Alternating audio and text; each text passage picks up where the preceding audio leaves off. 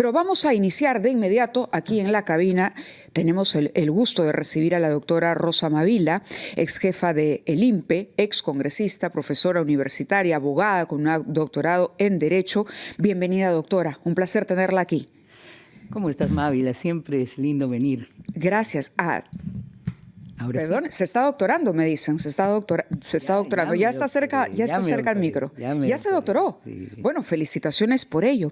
Y la hemos convocado porque hay un tema que queremos nos explique para entender mejor qué ha pasado.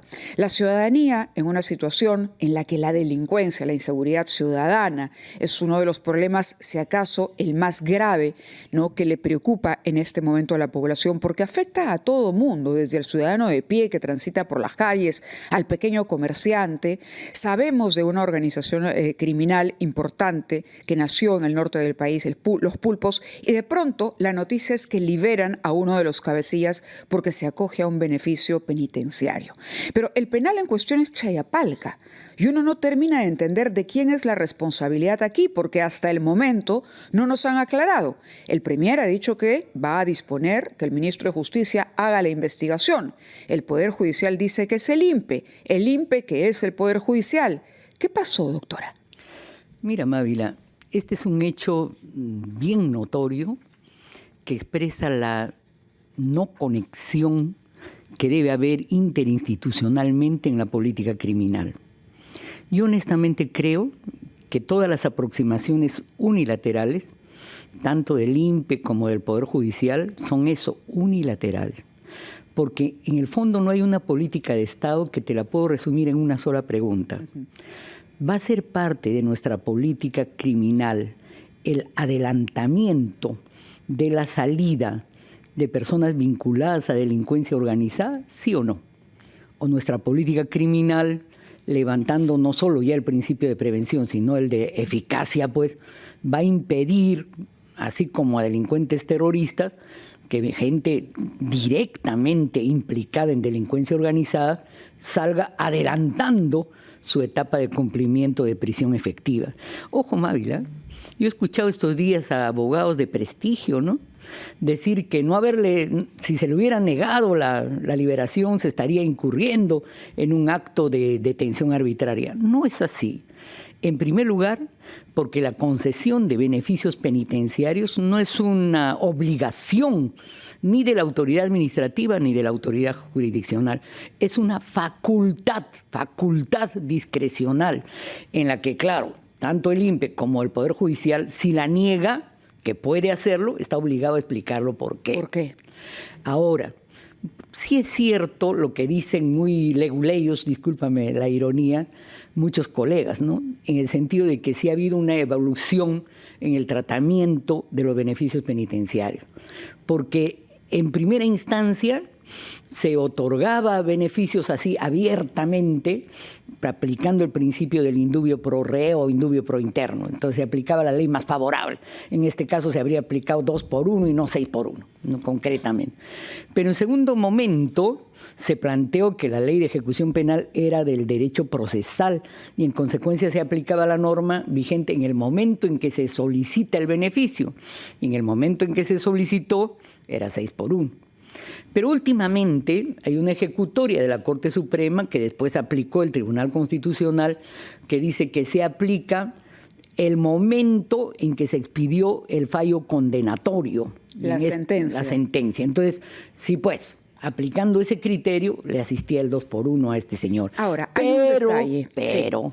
Pero las normas penales no son un absoluto y la ciencia penal no es solo derecho penal, ni procesal, ni de ejecución penal, es también criminología, la sociología del control penal, victimología, políticas preventivas, en la que en la ciencia penal no aplica solo criterios de protección, sino también, ¿no?, criterios de eficacia, de indubio pro societatis. Yo, que soy una defensora de los principios de garantías ahora, obviamente que tengo que coincidir con el temperamento público. ¿Cómo vamos a dar libertad a alguien que no habrá sido secuestrador ni extorsionador como su segunda y tercera generación de la banda de los Pulpos? Pero es un feminicida, Mávila. Es alguien que mató a su pareja porque tenía otra pareja. Entonces, estas gentes con pulsión homicida y que preguntémonos y razonemos, y ahí dejo de hablar para dar paso a tu pregunta, que sé que será siempre pertinente e inteligente.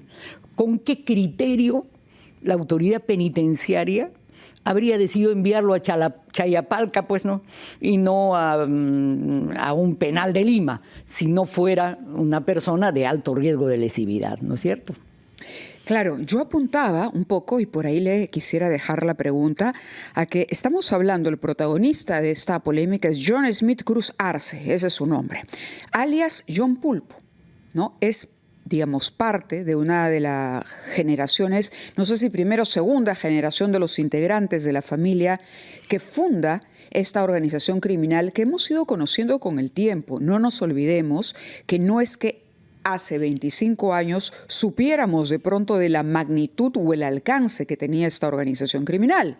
Hoy estamos hablando de que los sucesores de estos criminales, sus hijos, sus sobrinos, los que le siguieron, están operando incluso desde Arica. Han cruzado la frontera. Esto ha hecho noticia, fue noticia en Chile cuando ocurrió. Un dato importante es lo que usted menciona, el penal. ¿Qué hacía este señor en Chayapalca? ¿Cuál era el criterio que había para enviarlo ahí? Eso supone que no era un reo cualquiera. Y lo otro, hay quienes dirán, pero se le condenó por un crimen que no tenía que ver con organización criminal. Fue por el asesinato de su pareja, que en ese momento no era feminicidio y por lo tanto no tenía la misma pena gravosa que tiene hoy. En ese sentido, sigue pendiente la pregunta de ¿por dónde cree usted apunta la responsabilidad? Porque alguien al final de esta historia tendrá que asumir, o será una responsabilidad compartida. Nos lo explicará, por favor, cuando regresemos. Vamos a escuchar a los anunciantes a las 8:16. Es una ampliación de noticias, 8:21. Conversamos con la doctora Rosa Mavila hablando de, finalmente, cuando se haga la investigación o a partir del análisis del conocimiento que ella tiene, ¿de quién será la responsabilidad al final? ¿De quién sospecha o quién cree usted es el responsable? Y si es que es responsabilidad compartida. Hemos conversado durante la pausa sobre algo que parece nos está faltando últimamente, que es el sentido común. Y conversábamos sobre cómo hemos ido conociendo en el tiempo en que este señor estuvo en la cárcel del crecimiento de esta organización criminal y de una serie de hechos que, no abonaba precisamente que se le diera facilidades para aplicar a beneficios penitenciarios. Y sin embargo ocurrió, aparentemente porque hay algo escrito que así lo dice. No, yo no creo que la norma en este caso sea preeminente. Ajá. Por una razón, Mávila. Primero empecemos hablando del Poder Judicial, que no me gusta hablar muy mal porque creo que en el último tiempo es la institución, digamos, con mediana legitimidad sobre la crisis de otras. Pero en este caso sí hay que investigar por la siguiente razón.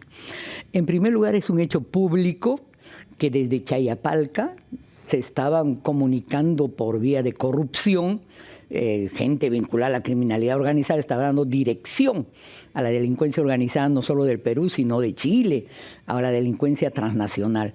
Y es altamente probable que el liberado haya sido parte de esa comunicación de delincuencia organizada. Entonces había un problema de corrupción en el penal de super ultra máxima seguridad como Chayapalca.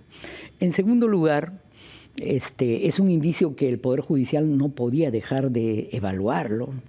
De otro lado, en los últimos tiempos, ya por conexión, ha habido videos en que policías salen en spa con los miembros más reconocidos de la familia de los Pulpos en el norte del país. Pero en tercer lugar, está el tema bien pragmático de que el fallo judicial que ordena la liberación, porque el INPE optó por el 6-1, es el Poder Judicial que le corrige y le impone el 2-1. Cuando el Poder Judicial, Mávila, las leyes penitenciarias así lo establecen, tiene la prerrogativa de convocar al que pretende liberarse y hacerle una entrevista, cosa que en este caso para mí era lo elemental para calibrar más o menos en qué idiosincrasia está, en qué nivel de reintegración social está. Pero, ¿sabes? Cuando el fallo es escandaloso es cuando dice en el día se le debe liberar. Qué garantistas con la delincuencia organizada, ¿no? Y qué hiperpunitivos a veces con delincuencia de bagatela. El día de ayer, el periodista Alonso Ramos consiguió conversar con un agente del INPE que claro, que no se identificó, que ha trabajado en Chayapalca, entiendo, y conoce a este John Smith Cruzarse, alias el Pulpo. Y contaba en el informe que él ha tenido un comportamiento agresivo, es decir, hay antecedentes de que se trata de una persona violenta, conflictiva, que amenazaba incluso al personal del INPE que lo custodiaba en el penal. Entonces, estamos hablando de un personaje sobre el que hay evidencia, digamos, en el sentido de que no precisamente se ha rehabilitado o ha cambiado su manera de ser o su manera de actuar. Continúa aparentemente siendo un peligro para la sociedad. Y lo peor de todo es que hoy por hoy no sabemos dónde está, porque no tiene restricción. Mira, Mávila, se dice, la información periodística que yo recojo de algunos medios, es que a la puerta del establecimiento penitenciario lo estaba esperando una camioneta de alta gama, que emprendieron este viaje probablemente hacia el sur del país, hacia Puno. Ese señor ya no está en el país. Por eso las solicitudes de auditoría, de revisión, yo creo que deben hacerse, pero sobre todo debe establecerse una política de Estado. Los jueces nuestros serán valientes para decir no al pedido de semilibertad de integrantes de criminalidad organizada o de potenciales líderes de criminalidad organizada. Alguien puede pensar en su sano juicio que este señor, que fue en la primera generación de los pulpos, no está liderando lo que es la iniciativa transnacional de los pulpos en el Perú y en Chile, probado. ¿Alguien puede pensar que eso no es así? No, pues en su sano juicio nadie puede pensar eso. Y entonces aquí está el criterio también de prevención político-criminal, de prevención del riesgo para la sociedad. Está pues el tema de la eficacia político-criminal. Y por eso yo sí creo que el beneficio penitenciario no debió aplicarse automáticamente como si fuera Padre Nuestro. Creo que los jueces deben retirarse explicando por qué en ese caso excepcional se retiran de la jurisprudencia que es hegemónica. Y a mi juicio eso abonaría a un estatuto de legitimidad política del Poder Judicial, legitimidad que está en cuestión en el último momento a propósito de la naturaleza de estos fallos, ¿no? De acuerdo, doctora. Le agradecemos mucho que haya estado con nosotros esta mañana analizando este caso. Estamos igual esperando el resultado de esa investigación porque nos deben una rendición de cuentas en este caso a toda la ciudadanía, sobre todo en el contexto y con las preguntas que hemos puesto sobre la mesa esta mañana. Muchas gracias. Ha sido la doctora Rosa Mávila. Vamos a la pausa, 8:27, y regresamos en Ampliación de Noticias.